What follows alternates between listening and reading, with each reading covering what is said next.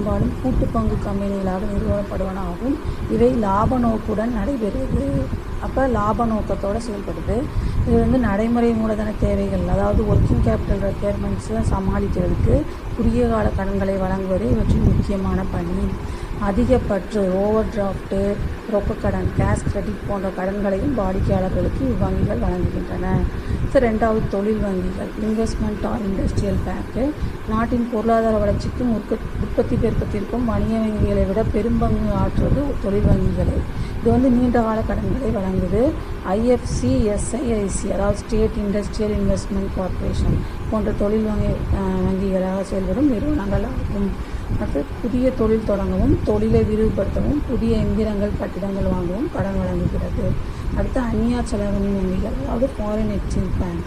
அந்நிய செலாவணி வங்கிகள் வந்து வெளிநாட்டு வணிகத்துக்கு நிதி வசதி செய்து தரும் வங்கிகள்.